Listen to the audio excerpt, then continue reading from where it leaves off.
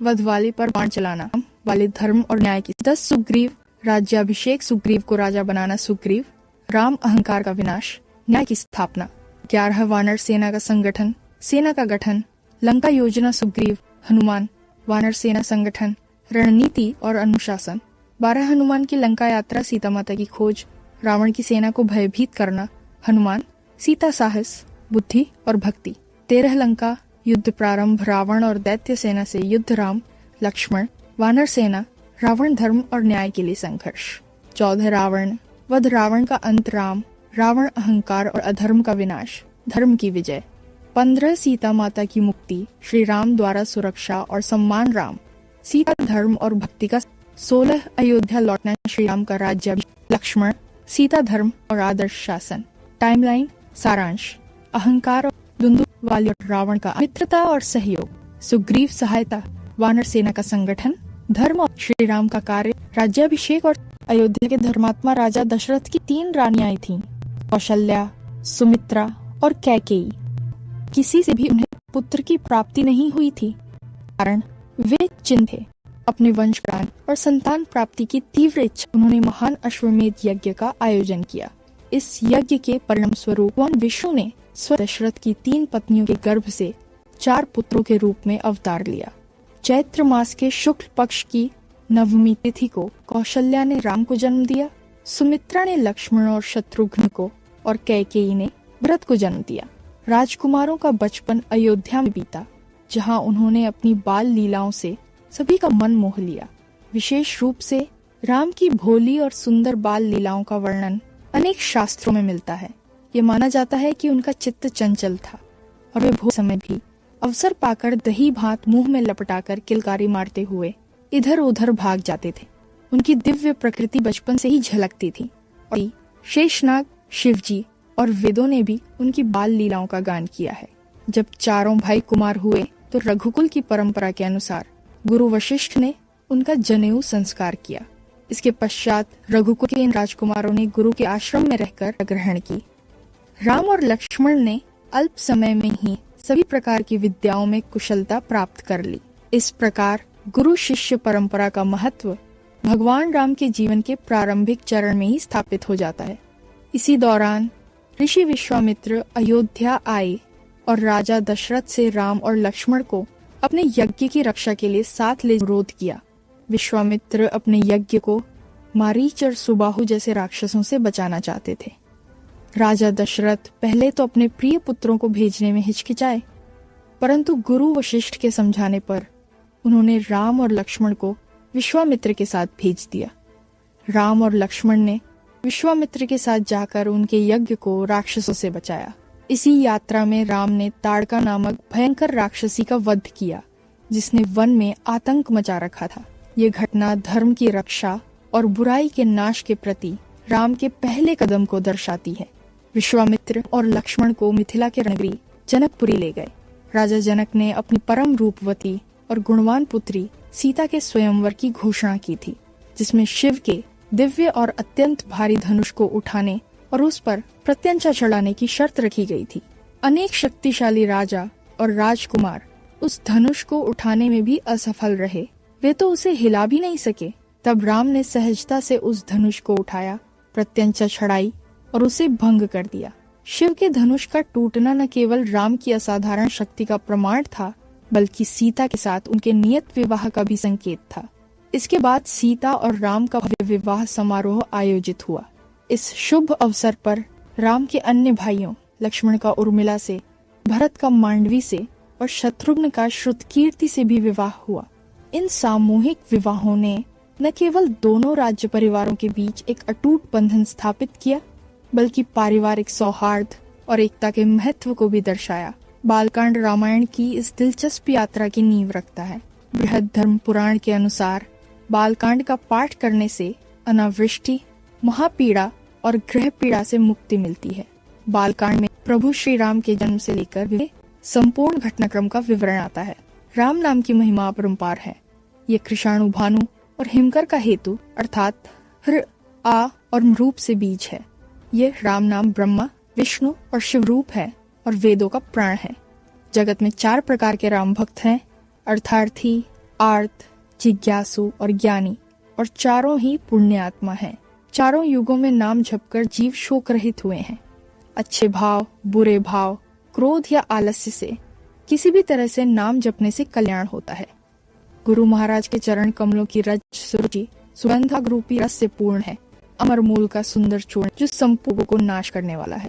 गुरु महाराज के चरण नखों की ज्योतिमणियों के प्रकाश के समान, जिसके स्मरण करते ही हृदय दृष्टि उत्पन्न हो जाती है और अज्ञान रूपी अंधकार का नाश होता है।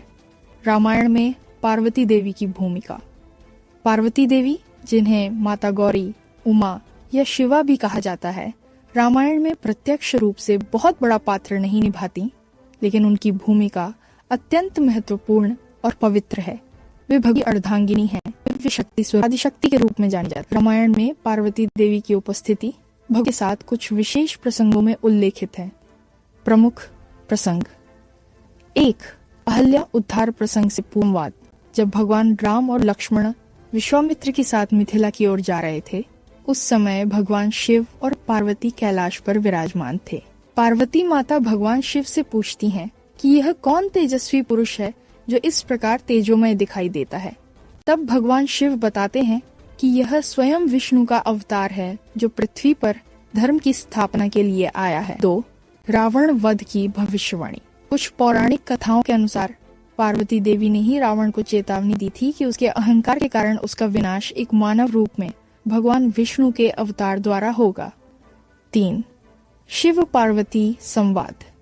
कई पुराणों और कथा रूपांतरों में वर्णन मिलता है कि माता पार्वती ने भगवान शिव से प्रश्न किया था, हे प्रभु, आप स्वयं राम नाम का जप क्यों करते हैं?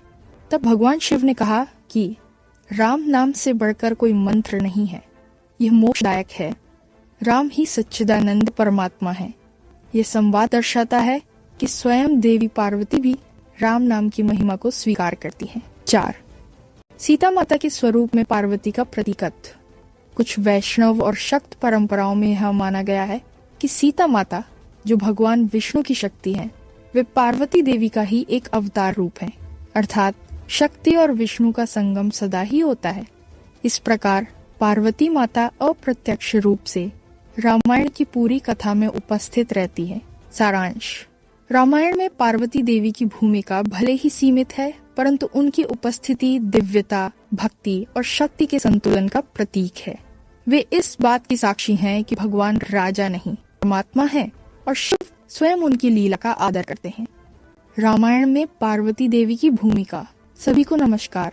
आज मैं आप सबके सामने रामायण में पार्वती देवी की भूमिका विषय पर अपने विचार प्रस्तुत करने जा रहा हूँ। रामायण केवल भगवान श्री राम की कथा नहीं है, बल्कि यह समस्त देवताओं, ऋषियों और देवियों के योगदान से पूर्ण एक महान ग्रंथ है। इसी में एक पवित्र स्थान है माता पार्वती देवी का। पार्वती देवी, जिन्हें हम माता गौरी या उमा के नाम से भी जानते हैं, भगवान शिव की अर्धांगिनी और शक्ति हैं। यद्यपि रामायण में उनका प्रत्येक बड़ा प्रसंग नहीं आता, फिर भी उनका योगदान अत्यंत महत्वपूर्ण है।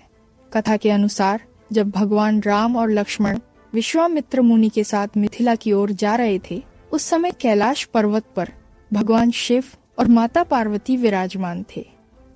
माता पार्वती ने भगवान शिव से पूछा, हे प्रभु, यह कौन दिव्य तेजस्वी पुरुष है?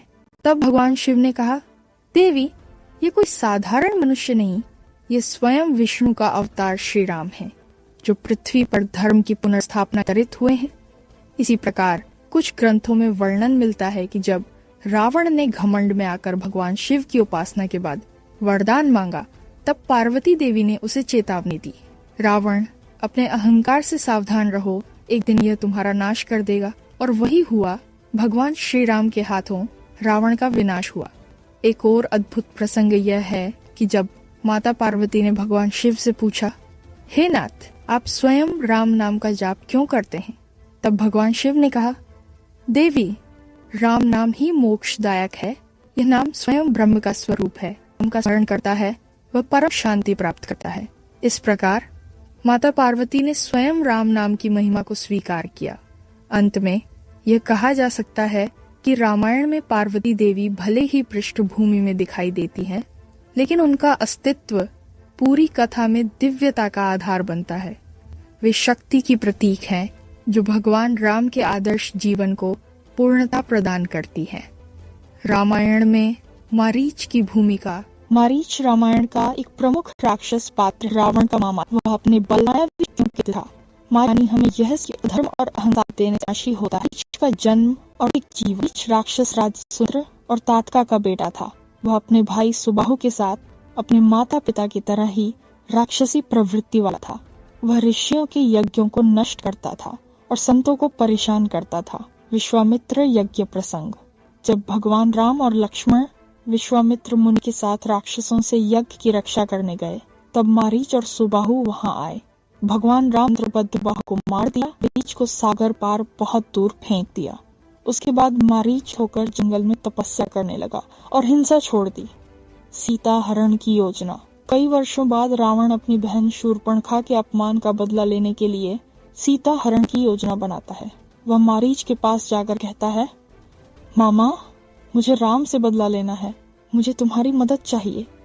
मारीच उसे बहुत समझाता है, हे रावण, श्री राम कोई साधारण मनुष्य नहीं है। वे स्वयं विष्णु के अवतार हैं। उनके विरोध में जाना मृत्यु को बुलाना है।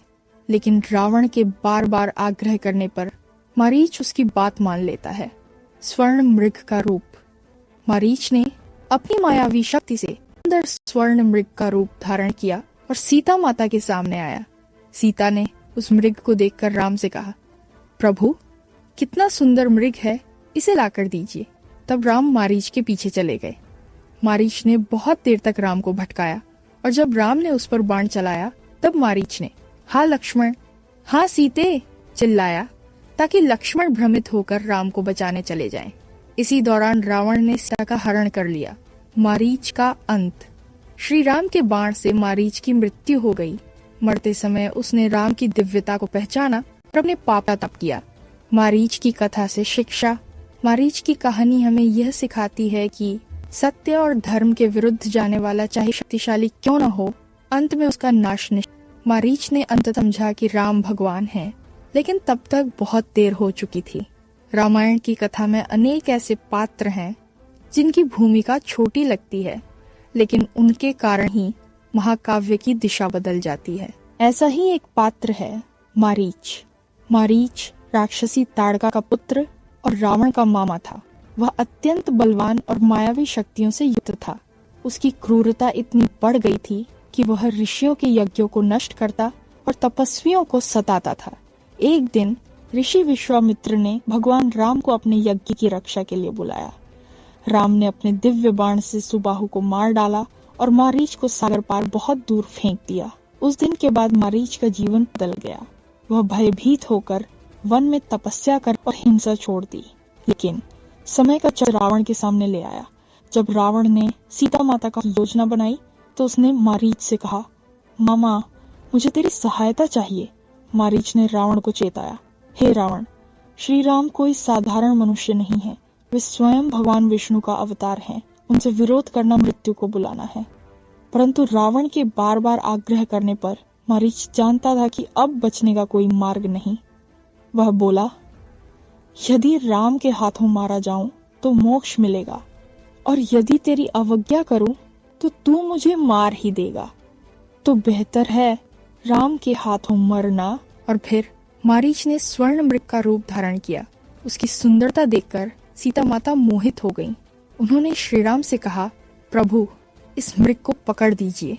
राम उसके पीछे गए और जब उन्होंने बाण चलाया, मारीच ने करुण स्वर में पुकारा, हाँ लक्ष्मण, हाँ सीते।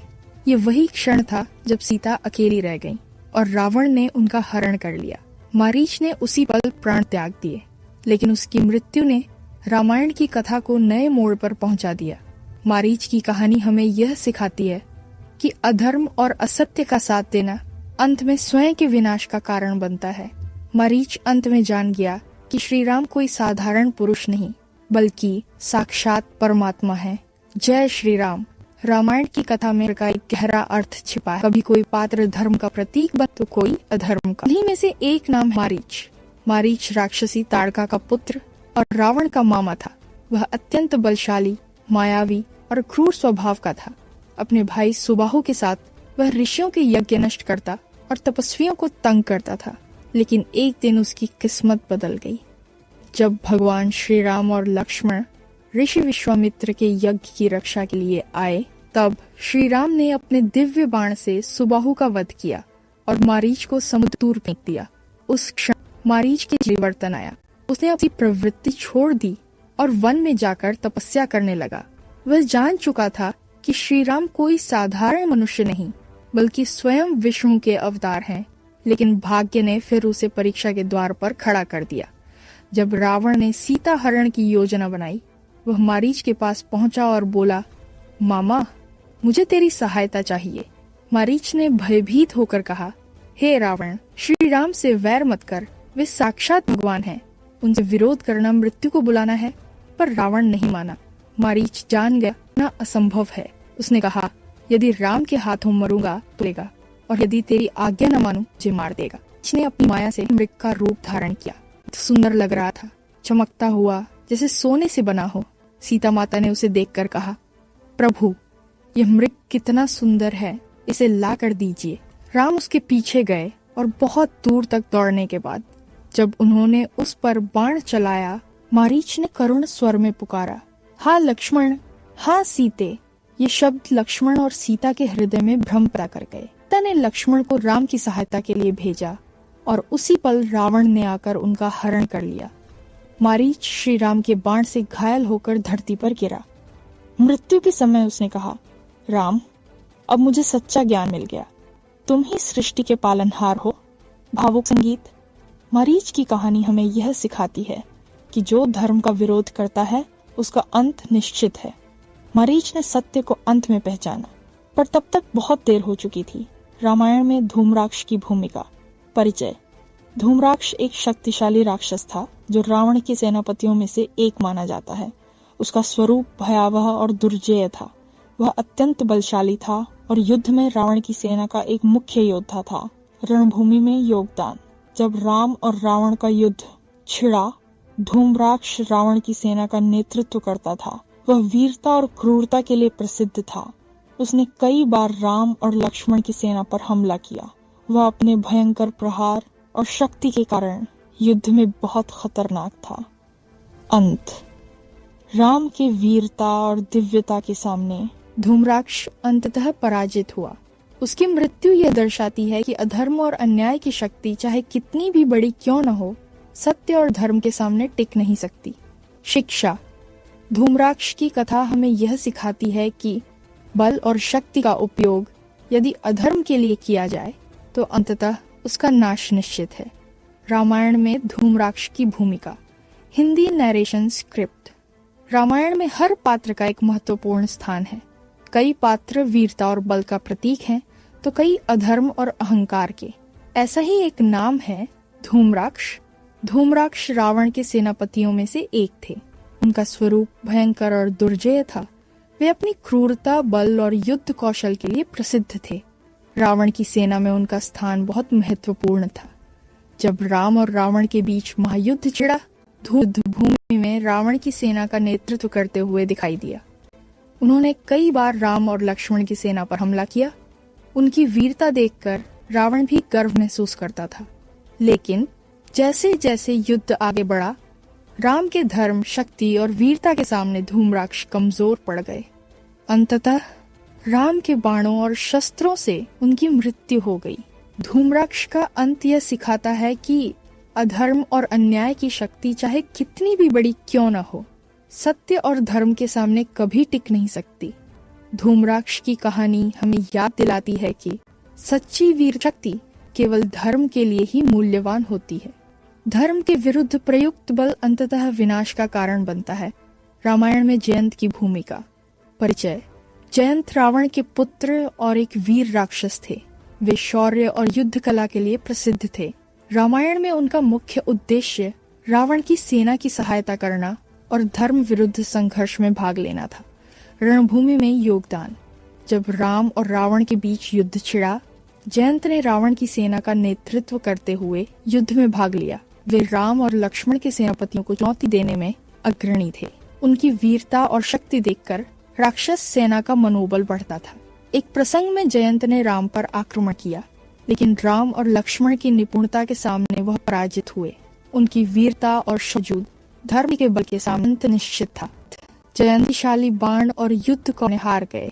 उनकी यह संदेश दे कि अधर्म अहंकार के साथ वीरता अपने विनाश की होता है। शिक्षा की सीखी सत्य शक्ति शक्ति स्थायी नहीं, सच्ची साहस है सत्य और किया जाए। रामायण और प्रमुख पात्र। हिंदी नरेशन भाषण स्क्रिप्ट। रामायण की कथा में राक्षसों की शक्ति और वीरता ने युद्ध की गाथा को रोमांचक बनाया। आज हम बात करेंगे चार पुत्रों की, अक्षय कुमार और जयंत। मारीच, मामा, मायावी और धूर्तराष्ट्र। उसने स्वर्ण का रूप के को भ्रमित राम और पीछे भागकर उसने रावण को अवसर दिया। मारीच का जीवन हमें सिखा कि अधर्म का साथ देना अंत में विनाश का कारण बनता है। अक्षय कुमार। अक्षय कुमार रावण के पुत्रों में से एक वीर योद्धा था। रणभूमि में उसने अपने पिता का साथ दिया और बहादुरी दिखाई, लेकिन अंततः राम के धर्म और सत्य के सामने वह पराजित हुआ। अक्षय कुमार की कथा यह सिखाती है कि वीरता और साहस का मूल्य केवल धर्म के लिए है। धूम्राक्ष। धूम्राक्ष रावण के सेनापतियों में से एक था। उसकी शक्ति और क्रूरता युद्ध में भय उत्पन्न करती थी। राम के दिव्य बाणों के सामने धूम्राक्ष कमजोर पड़े और अंततः हार गया। धूम्राक्ष का अंत यह संदेश देता है कि अधर्म की शक्ति स्थायी नहीं होती। जयंत।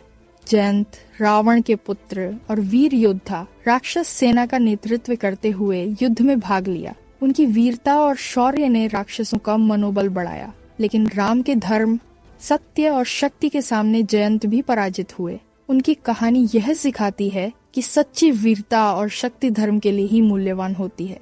रामायण में इन राक्षसों की कथाएं हमें याद दिलाती हैं कि अधर्म और अन्याय का साथ देने वाला चाहे कितना भी शक्तिशाली क्यों न हो, अंततः उसे सत्य और धर्म के सामने हार का सामना करना पड़ता है। मारीच, अक्षय कुमार, धूम्राक्ष और जयंत, इन सभी की वीरता, शक्ति और पराजय ने रामायण की महागाथा को और भी रोमांचक और शिक्षाप्रद बनाया। रामायण में प्रमुख राक्षस पात्रों का इतिहास। 1. मारीच। मारीच रावण का मामा था और मायावी शक्तियों वाला राक्षस था। वह बहुत बलशाली और चालाक था। सीता हरण में उसकी प्रमुख भूमिका थी। उसने स्वर्ण मृग का रूप धारण कर राम को भटकाया, जिससे लक्ष्मण और सीता अलग हो गए। रावण ने सीता का हरण किया। अंततः राम के बाण से मारीच मारा गया। शिक्षा। अधर्म और छल का अंत विनाश में होता है। 2. अक्षय कुमार। अक्षय कुमार रावण के पुत्रों में से एक वीर योद्धा था। वह रावण की सेना में युद्ध करता था और कई बार राम की सेना को चुनौती देता था। अंततः राम के सामने वह पराजित हुआ। शिक्षा। वीरता का मूल्य केवल धर्म और सत्य के लिए होता है। 3. धूम्राक्ष। धूम्राक्ष रावण के सेनापतियों में से एक शक्तिशाली राक्षस था। उसका स्वरूप भयंकर और दुर्जेय था। रणभूमि में उसने राम और लक्ष्मण की सेना पर हमला किया। राम के दिव्य शस्त्रों से वह पराजित हुआ। शिक्षा। अधर्म की शक्ति स्थायी नहीं होती। 4. जयंत। जयंत रावण का पुत्र और वीर योद्धा था। युद्ध में उसने रावण की सेना का नेतृत्व किया और राम और लक्ष्मण के सेनापतियों से लड़ाई की। राम के धर्म और शक्ति के सामने जयंत भी हार गए। शिक्षा। सच्ची वीरता और शक्ति केवल धर्म और सत्य के लिए मूल्यवान होती है। इस प्रकार मारीच, अक्षय कुमार, धूम्राक्ष और जयंत, ये चारों राक्षस रामायण के युद्ध में रावण के प्रमुख सेनापति और पुत्र के रूप में महत्वपूर्ण भूमिका निभाते हैं। उनकी वीरता, चालाकी और पराजय रामायण की कथा को पूर्ण बनाती है। मारीच रावण का मामा, मायावी और धूर्त राक्षस, स्वर्ण मृग का रूप धारण किया सीता को भटकाने के लिए राम के पीछे गया। लक्ष्मण और सीता अलग हुए, राम के बाण से मारा गया। अधर्म का अंत निश्चित। 2. अक्षय कुमार रावण का पुत्र, वीर योद्धा, रावण की सेना में कई बार राम की सेना को चुनौती दी। राम के सामने पराजित। वीरता का मूल्य केवल धर्म और सत्य के लिए है। 3. धूम्राक्ष रावण का सेनापति, बलशाली और क्रूर राम और लक्ष्मण की सेना पर हमला किया। राम के दिव्य शस्त्रों से मारा गया। अधर्म स्थायी नहीं होता। 4. जयंत रावण का पुत्र, वीर योद्धा, रावण की सेना का नेतृत्व किया। राम और लक्ष्मण से लड़ा, राम के सामने पराजित। सच्ची वीरता केवल धर्म और सत्य के लिए है। रामायण में सुलोचना की भूमिका। परिचय। सुलोचना रावण की पत्नी थीं और राक्षसी कुल की प्रमुख महिला थीं। उन्हें रावण के प्रति समर्पण और भक्ति के लिए जाना जाता है। उनका नाम सुंदर नेत्र वाली सुसलोचना के अर्थ में भी लिया जाता है। रणभूमि और रावण वध। जब रावण ने सीता का हरण किया और राम के साथ युद्ध हुआ, सुलोचना ने अपने पति रावण की सहायता करने का प्रयास किया। युद्ध में रावण की पराजय और मृत्यु की खबर सुनकर वह शोक में डूब गईं। कई ग्रंथों और लोक कथाओं के अनुसार उन्होंने रावण के साथ सती अंत्येष्टि में आत्मदाह किया। शिक्षा और महत्व। सुलोचना का चरित्र दर्शाता है कि रावण जैसे महावीर के परिवार में भी धर्म और अधर्म का प्रभाव स्पष्ट रूप से दिखाई देता है। उनका समर्पण और वफादारी पति के प्रति उनकी स्थिरता का प्रतीक है। उनकी कथा हमें यह भी याद दिलाती है कि अधर्म के साथ जुड़ाव का अंत हमेशा दुखद होता है। रामायण में सुलोचना की भूमिका। हिंदी नरेशन भाषण स्क्रिप्ट। रामायण में केवल युद्ध और वीरता ही नहीं बल्कि परिवार, समर्पण और भक्ति की भी महत्वपूर्ण भूमिका है। ऐसा ही एक पात्र है सुलोचना, रावण की पत्नी। सुलोचना राक्षसी कुल की प्रमुख महिला थी। उनका नाम सुंदर नेत्र वाली के अर्थ में भी लिया जाता है। वे अपने पति रावण के प्रति पूर्ण समर्पित और वफादार थीं। जब रावण ने सीता माता का हरण किया और राम के साथ महायुद्ध हुआ, सुलोचना ने अपने पति रावण का समर्थन किया। लेकिन जैसे जैसे युद्ध आगे बढ़ा और रावण की मृत्यु हुई, सुलोचना इस अनमोल क्षण में शोक और व्यथा में डूब गई। कई कथाओं में कहा गया है कि उन्होंने सती प्रथा के अनुसार रावण के साथ अंत्येष्टि में आत्मदाह किया। सुलोचना का यह समर्पण दर्शाता है कि उन्होंने अपने पति के प्रति अपने कर्तव्य और भक्ति को सर्वोपरि रखा। सुलोचना की कथा हमें यह सिखाती है कि इस तरह सच्चा समर्पण और वफादारी अपने संबंधों में महानता लाती है, लेकिन अधर्म और अन्याय के साथ जुड़ाव अंततः दुखद और विनाशकारी होता है। क्रम पात्र का नाम संबंध परिवार। मुख्य भूमिका विशेषता। युद्ध में योगदान अंतशिक्षा। एक मारीच रावण का मामा, मायावी और धूर्त राक्षस, स्वर्ण मृग का रूप धारण किया सीता को भटकाने के लिए राम के पीछे गया।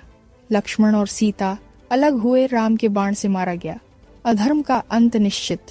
2 अक्षय कुमार रावण का पुत्र वीर योद्धा, कई बार राम की सेना को चुनौती दी, राम के सामने पराजित। वीरता का मूल्य केवल धर्म और सत्य के लिए। 3 धूम्राक्ष रावण का सेनापति, बलशाली और क्रूर राम और लक्ष्मण की सेना पर हमला किया। राम के दिव्य शस्त्रों से मारा गया। अधर्म स्थायी नहीं होता। 4 जयंत रावण का पुत्र वीर योद्धा, रावण की सेना का नेतृत्व किया। राम और लक्ष्मण से लड़ा, राम के सामने पराजित। सच्ची वीरता केवल धर्म और सत्य के लिए है। 5 सुलोचना रावण की पत्नी, समर्पित और वफादार। राक्षसी कुल की प्रमुख महिला, युद्ध में सक्रिय भूमिका कम। रावण का समर्थन किया। रावण के निधन के बाद आत्मदाह सती। अधर्म के साथ जुड़ाव दुखद होता है। सारांश। ये सभी पात्र रावण के परिवार और सेनापति थे। मारीच और धूम्राक्ष ने राक्षस सेना का नेतृत्व किया। अक्षय कुमार और जयंत ने वीरता दिखाई, लेकिन अंत में धर्म और सत्य के सामने हार गए। सुलोचना ने अपने पति के प्रति समर्पण और वफादारी दिखाई। सभी कथाएं हमें यह सिखाती हैं कि अधर्म का साथ देने वाला चाहे कितना भी शक्तिशाली क्यों न हो, अंततः उसे विनाश का सामना करना पड़ता है। एक रावण, लंका का राक्षस राजा, अत्यंत बलशाली और अहंकारी। सीता हरणकर्ता राम और लंका के युद्ध में मुख्य प्रतिद्वंद्वी श्री राम द्वारा मारा गया। अधर्म का अंत निश्चित। 2 मंदोदरी रावण की पत्नी, बुद्धिमान और धर्मनिष्ठ। रावण को सुधारने का प्रयास, रावण के समर्थन में सीमित भूमिका। रावण के निधन के बाद शोक में न्याय और धर्म का प्रतीक। 3 सुलोचना रावण की पत्नी, समर्पित और वफादार, युद्ध में सक्रिय भूमिका कम। रावण का समर्थन किया। रावण के निधन के बाद आत्मदाह सती। अधर्म से जुड़ाव दुखद। 4 इंद्रसेन, अन्य पुत्र रावण के पुत्र, वीर और रावण के साथ युद्ध में रावण का साथ दिया। धर्म और सत्य के सामने पराजित। 5 अक्षय कुमार रावण का पुत्र, वीर योद्धा, कई बार राम की सेना को चुनौती दी, राम के सामने पराजित। वीरता का मूल्य केवल धर्म और सत्य के लिए। 6 जयंत रावण का पुत्र, वीर योद्धा, रावण की सेना का नेतृत्व किया। राम और लक्ष्मण से लड़ा, राम के सामने पराजित। सच्ची वीरता केवल धर्म और सत्य के लिए। 7 मारीच रावण का मामा, मायावी और चालाक स्वर्ण मृग बनाकर सीता को भटकाया, राम के बाण से मारा गया। अधर्म का अंत निश्चित। 8 धूम्राक्ष रावण का सेनापति बलशाली और क्रूर राम और लक्ष्मण की सेना पर हमला किया, राम के दिव्य शस्त्रों से मारा गया। अधर्म स्थायी नहीं होता। 9 रुक्षक रावण के सेनापति राक्षस योद्धा, रावण के युद्ध में मदद किया, राम के सामने पराजित। अधर्म की शक्ति अस्थायी। 10 विभीषण रावण का भाई, धर्मप्रिय, राम का समर्थक, रावण की सेना छोड़ दी, राम के